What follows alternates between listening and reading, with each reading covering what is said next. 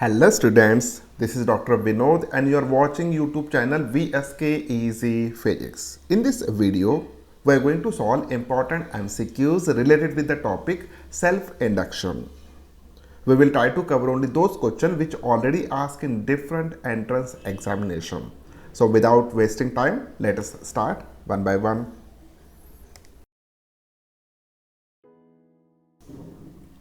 First question. The back EMF induced in a coil when current changes from 1 ampere to 0 in 1 millisecond is 4 volts. The self-induction of the coil is. There are 4 options are given. What is the situation? Situation is very simple. एक coil दिया गया है, उस coil में से कुछ current flow हो रहा है पहले और वो करंट सडनली चेंज हो रहा है फ्रॉम 1 एम्पेयर टू 0 और वो कितने टाइम इंटरवल में 1 मिली सेकेंड इतने टाइम इंटरवल में. तो इस चेंज इन करंट की वजह से फ्लक्स चेंज होगा और फ्लक्स की वजह से ईएमएफ इंड्यूस होगा और जो भी ईएमएफ इंड्यूस हो रहा है उसकी वैल्यू है 4 वोल्ट. हमें उस कॉइल का सेल्फ इंडक्शन फाइंड आउट करना है. तो सबसे पहले क्या फाइंड आउट करना है हमें? Self induction. So L is equals to question mark. Okay और इसके अलावा आप क्या क्या दिया है वो देखिए. ईएमएफ की वैल्यू दिया है which is equals to 4 volt. EMF जो भी इंड्यूस हो रहा है उस कॉइल में उसकी वैल्यू है 4 volts. Then current changes from 1 ampere to 0 ampere. So current I change in current अब कितना होगा? फाइनल कितना है? इट्स 0. इनिशियल कितना है? 1. So 0 minus 1. So this is equals to -1. इतना करंट चेंज हो रहा है एम्पियर में और कितने टाइम इंटरवल में? So dt it is equals to 1 millisecond. तो 1 मिली सेकेंड को हम कैसे लिख सकते हैं? 1 × 10⁻³ सेकेंड. Okay now formula. तो सेल्फ इंडक्शन का फॉर्मूला कौन सा होगा? सो हमें जनरली ईएमएफ का फॉर्मूला पता है which is equals to E is equals to -L di/dt.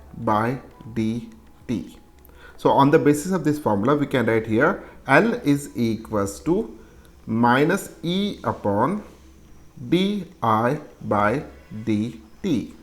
This is equals to E की वैल्यू कितना है? EMF की value 4 volt. So this -4 upon यहाँ पे DI चेंज इन करंट कितना है? -1 ampere. This minus gate 1 plus.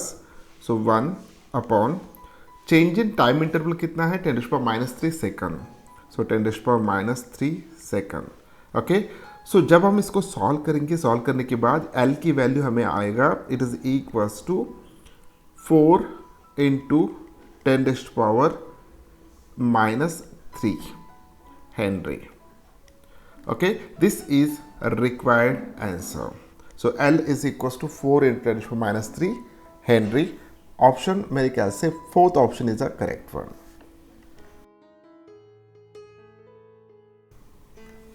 Next question.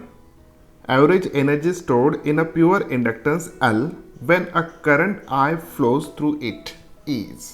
First option is Li². Second option is twice Li². Third option is Li²/4 and last option is Li²/2. Okay तो इनमें से कौन सा correct होगा? एक circuit दिया है, उस सर्किट का सेल्फ इंडक्टेंस की वैल्यू कितना है? It is equals to L और उसमें से कितना करंट फ्लो हो रहा है? I. उस वक्त उसमें कितना एनर्जी स्टोर्ड होगा ये हमें यहाँ पे फाइंड आउट करना है. ओके तो अब देखिए अगर सर्किट है तो उसमें जब I amount of current flow हो रहा है तो डेफिनेटली शुरुआत कहाँ से हुआ होगा? 0 से हुआ होगा. 0 से हम करंट बढ़ा रहे up to the value I ampere. Initial current कितना था? 0. अब कितना है? I. ये जो भी हम करंट बढ़ा रहे in a time interval dt. Let us imagine in a time interval dt. अब उस सर्किट का सेल्फ इंडक्टेंस कितना है? It is equals to L. Okay अब जब उस सर्किट में से जो भी करंट फ्लो हो रहा है उसकी वैल्यू इंक्रीज होगा स्टेप बाय स्टेप. तो फ्रॉम 0 to I तो डेफिनेटली उस चेंज इन करंट की वजह से जो भी फ्लक्स वहाँ पे लिंक्ड है वो फ्लक्स की वैल्यू भी चेंज होगा। अगर फ्लक्स की वैल्यू चेंज हो रहा है तो वहाँ पे ईएमएफ इंड्यूस होगा, जिसको हम कहते हैं बैक ईएमएफ। अब उस सर्किट में इस करंट चेंज की वजह से बैक ईएमएफ इंड्यूस हो रहा है, और वो बैक ईएमएफ क्या करता है, इस चेंज इन करंट को अपोज करता है।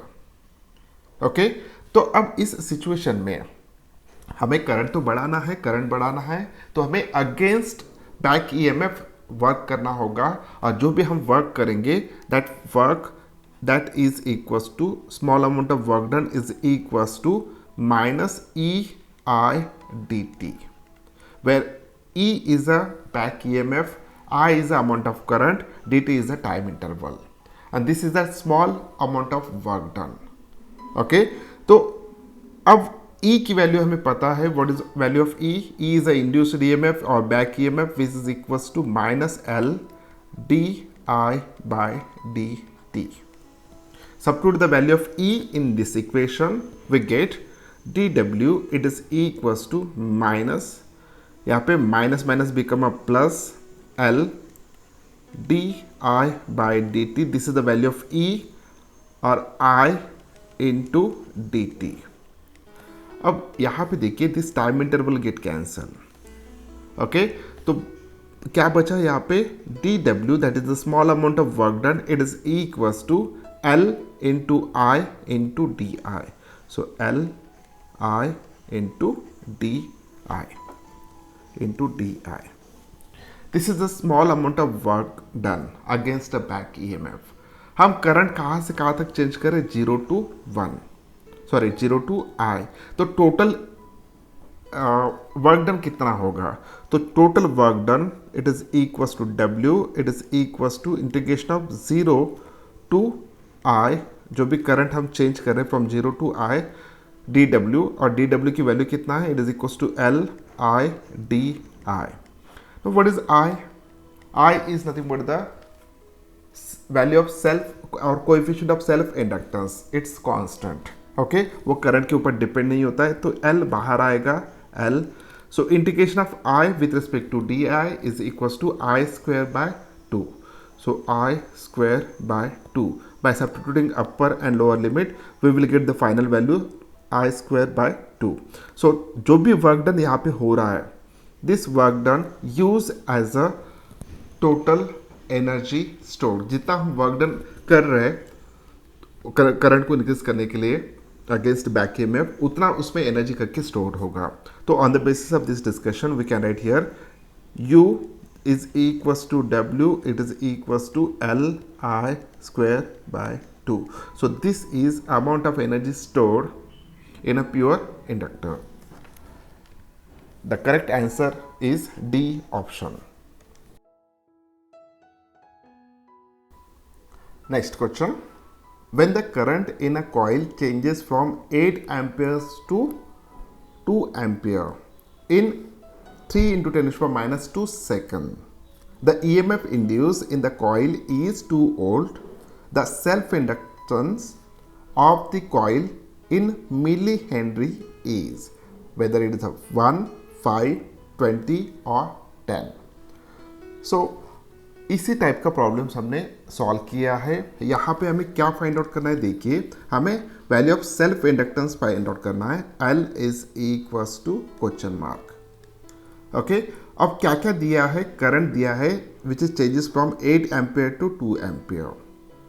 सो चेंज इन करंट कितना है यहाँ पे, डी आई की value it is equals to 8 2, so final value है 2 minus 8, so it is equals to minus 6। This is the change in current.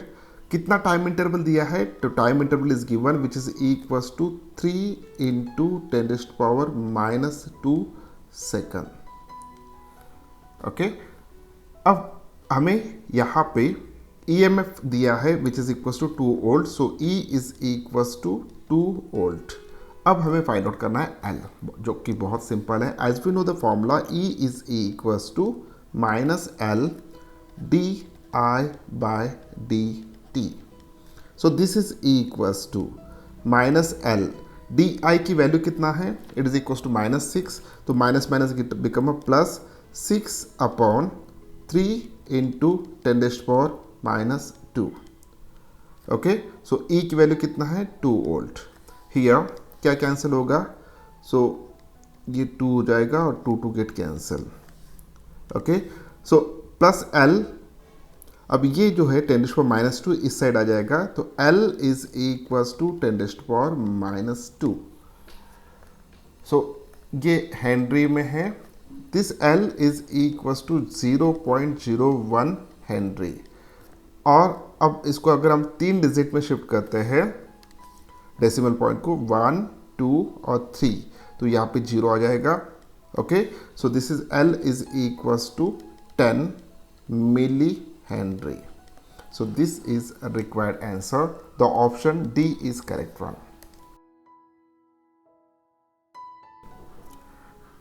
Next question जो कि theoretical है, the equivalent quantity of mass in electricity is, okay, whether it is a charge, potential, inductance or current, इनमें से कौन सा option correct है।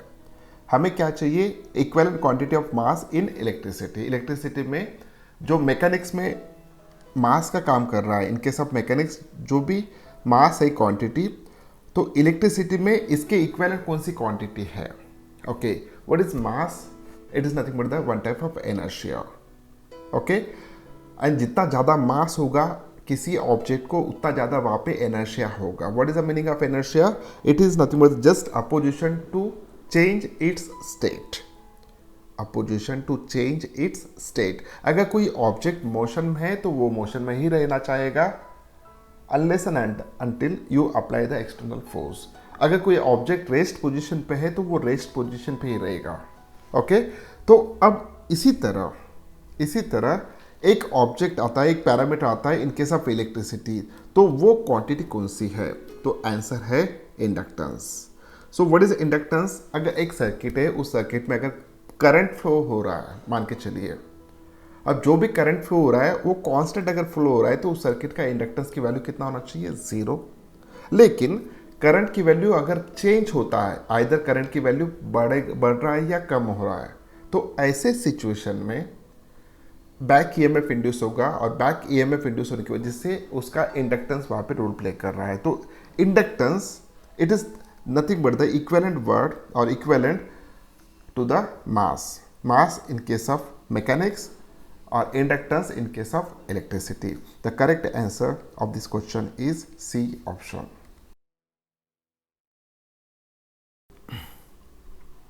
Next question, a coil is wound as a transformer of rectangular cross section if all the linear dimensions of the transformer are increased by a factor 2 and the number of turns per unit length of the coil remains the same. The self inductance increased by a factor of 16, 12, 8, 4. Which one is the correct one? Okay, so यहाँ पे सबसे पहले हम एक formula find out करते हैं। अब इसका मैग्नेटिक फील्ड जो भी प्रोड्यूस होगा वो कितना प्रोड्यूस होगा जब भी इसमें से करंट पास होगा। अगर हम इस कॉइल में से करंट पास कर रहे हैं which is equals to I, okay, और mu naught is the permeability of the free space, और उसके बाद N is a number of turns per unit length. N is the number of turns per unit length. Let us imagine that capital N be the total number of turns। अब इन दोनों में difference क्या है देखिए, N small n represent number of turns per unit length, एक unit length में कितने number of turns है वो रिप्रेजेंट कर रहा है, और ये जो भी है total number of turns in the transformer. Okay, so on the basis of this one the magnetic field produce it is equals to mu naught n I। हमने ऑलरेडी स्टडी किया है, जो भी मैग्नेटिक फील्ड प्रोड्यूस होगा जब भी उसमें से करंट पास हो रहा है I अमाउंट ऑफ करंट, तो वो मैग्नेटिक फील्ड की value it is equals to mu naught n I। Okay, अब इसके रिलेटेड एक अगर मैं टर्न लेता हूँ तो एक टर्न के अलॉन्ग कितना फ्लक्स जनरेट हो रहा है, तो flux along each turn it is equals to B into A, where A is the area of cross section, B is a magnetic field produced. Okay, अब ये जो भी डिस्कशन हम कर रहे हैं हर एक टर्न का है, ऐसे टोटल नंबर ऑफ टर्न्स कितने हैं n, पूरे ट्रांसफॉर्मर में कितने नंबर ऑफ टर्न्स है n, so total flux associated with this one is equals to n phi is equals to n B A, which is equals to B की value हम substitute कर लेते हैं, so n B की value है mu naught n I. Okay, so small n और capital N में difference क्या है ये हम ऑलरेडी बात कर चुके हैं.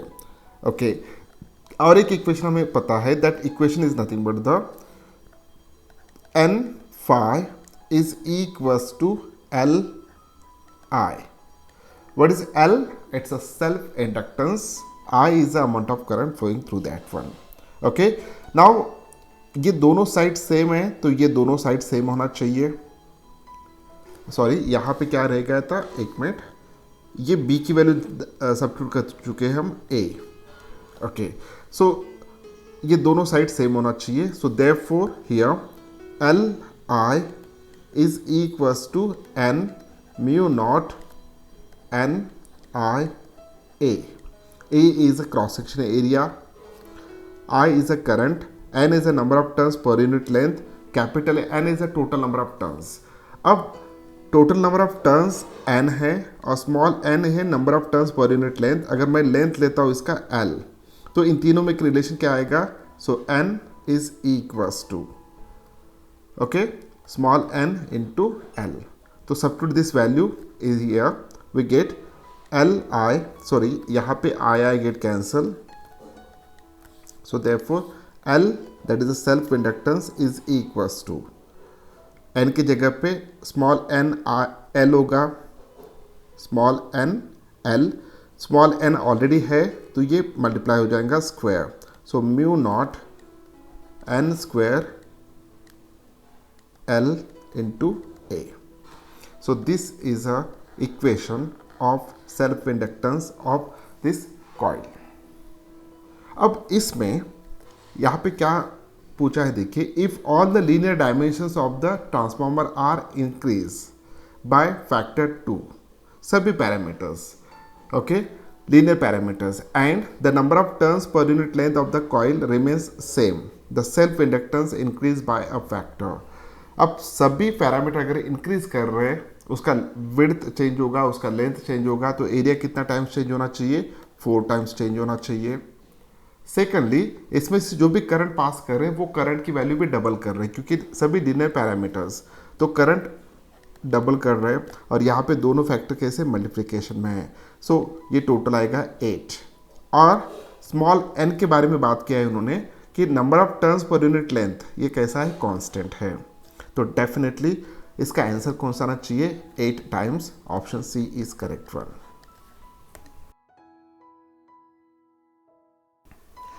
Next question, the momentum in mechanics is expressed as m into v, where m is a mass, v is a velocity.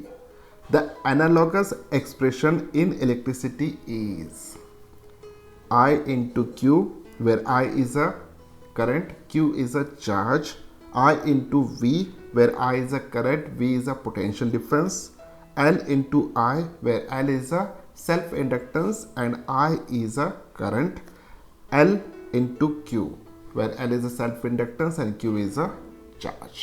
तो which one is a correct one?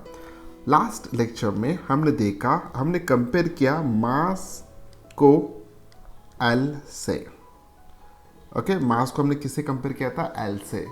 What is a mass, it's a inertia, it represent the inertia in case of mechanics. जितना ज़्यादा मास उतना ज़्यादा inertia. उसी तरह हर एक circuit को electricity में एक सेल्फ इंडक्टेंस होता है जो इक्विवेलेंट टू inertia है. ओके, अब किसी सर्किट का अगर सेल्फ इंडक्टेंस बहुत ज़्यादा है तो उसमें करंट को चेंज करना बहुत डिफिकल्ट जाता है. सो इस तरह के, यानी मास का एनालॉगस कौन सा है, L, that is a self inductance. अब इन केस ऑफ मैकेनिक्स आपने देखा होगा एनर्जी का इक्वेशन क्या आता है, काइनेटिक एनर्जी वगैरह, एनर्जी का इक्वेशन आता है हाफ एम वी स्क्वायर। उसी तरह in case of electricity energy stored का इक्वेशन क्या आया था, 1/2 LI स्क्वायर। अब देखिए m को हम कंपेयर कर चुके हैं l के साथ, तो v को, वेलोसिटी को हमें कंपेयर करना होगा करंट के साथ।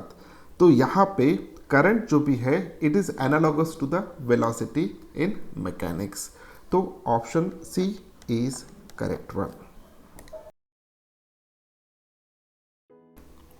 Next question, the coefficient of self inductance of a solenoid is 0.18 millihenry if a cord of soft iron of relative permeability 900 is inserted, then the coefficient of self inductance will become nearly. Okay, initially solenoid कैसा है, उसके बीच में जो भी space है वहाँ पे air है। ओके, तो यह फ्री स्पेस है, तो उस फ्री स्पेस का परमेबिलिटी कितना होगा, it is represent by mu naught. जब हम उसके अंदर सॉफ्ट आयरन इंट्रोड्यूस कर रहे हैं तो उस सॉफ्ट आयरन का परमेबिलिटी कितना होगा, mu. This is the permeability of the free space, this is the permeability of this soft iron. Okay, और रिलेटिव परमेबिलिटी एक टर्म आता है, this is nothing but the relative permeability. Okay, so इन तीनों में क्या रिलेशन है आपको अच्छी तरह से पता है। अब यहाँ पे हम क्या करने जा रहे हैं, सबसे पहले inductance when there is a free space, जब वहाँ पे फ्री स्पेस है उस वक्त का इंडक्टेंस हम L1 से रिप्रेजेंट करेंगे, जिसकी वैल्यू कितना दिया है 0.18 milli henry. So this L1 is equals to mu naught n square LA, where n, small n is the total number of turns per unit length, L is the total length of the solenoid, A is its cross section area. जब हम core of soft iron introduce करेंगे उस वक्त उसका self inductance होगा उस coil का, it is equals to L2 which is equals to mu n square LA। Okay, so अब हम फाइंड आउट करते हैं ratio L2 by L1 which is equals to, जब ये कैंसिल हो जाएंगे तो म्यू अपॉन म्यू नॉट होगा। और जैसे कि हम जानते हैं कि ये ratio is nothing but the mu suffix r which is called as an relative permeability. So on the basis of this one we can find out the L2 is which is equals to mu suffix r, that is the relative permeability into L1. This is equals to relative permeability value दिया है which is equals to 900 multiplied by L1 की value कितना है, it is equals to 0.18 milli henry. जब इसको हम solve करेंगे, solve करने के बाद ये वैल्यू आएगा 162 और ये मिली हेनरी में था तो milli henry. So option B is correct one.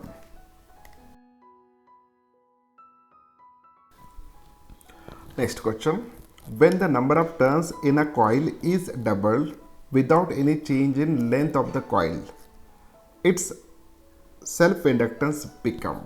Okay, so आपको एक फॉर्मूला याद होना चाहिए कॉइल के रिलेटेड सेल्फ इंडक्टेंस का। तो कॉइल के लिए सेल्फ इंडक्टेंस की वैल्यू कैसा होता है, L is equals to mu naught n square r by 2. So this is the formula of self inductance for a coil, where n is the total number of turns, r is the radius of that coil. Okay, तो mu naught is the permeability of a free space.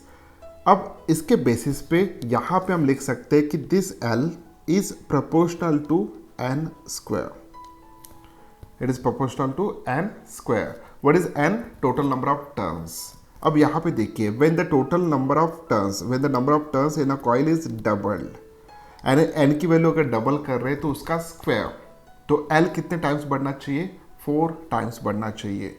तो उसका self inductance कितने times change होगा, अगर आप n की value double करते हो तो 4 टाइम्स चेंज होगा। The answer A is correct one.